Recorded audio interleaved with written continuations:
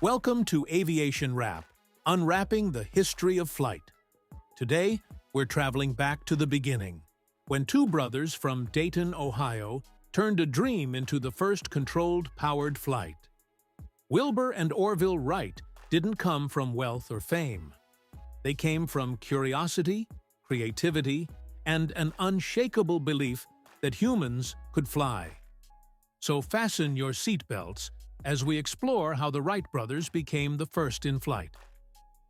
Wilbur and Orville Wright were born just 4 years apart in the late 1800s.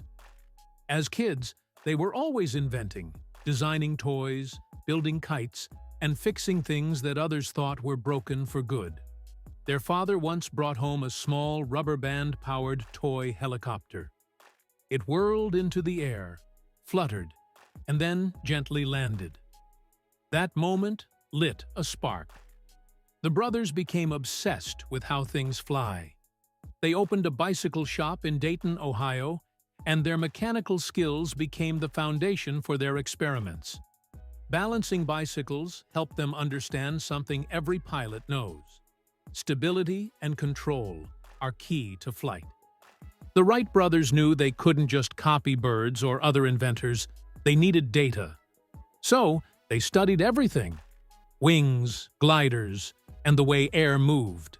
By 1900, they took their experiments to Kitty Hawk, North Carolina. The steady winds and soft sand dunes made it a perfect natural testing ground. They built gliders, testing hundreds of designs. Through trial and error, they discovered that to truly fly, a machine needed 3-axis control, being able to move up and down, side to side, and turn smoothly. They built their own wind tunnel to test wing shapes and air pressure, something few others had even thought of. That's where science met imagination. Once they mastered control, the next challenge was power. They needed an engine that was light but strong enough to lift their machine. In their bicycle shop, with the help of their mechanic Charlie Taylor, they built a custom engine, 12 horsepower and only 180 pounds.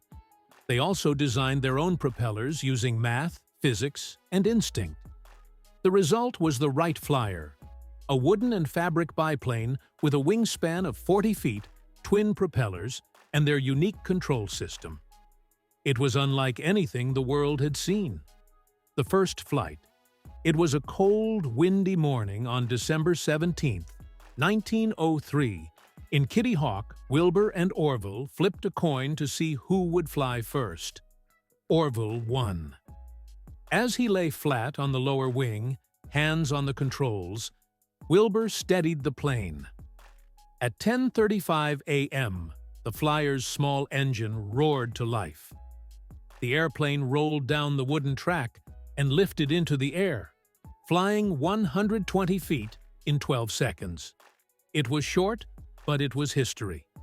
They made 4 flights that day, the longest lasting 59 seconds and covering 852 feet.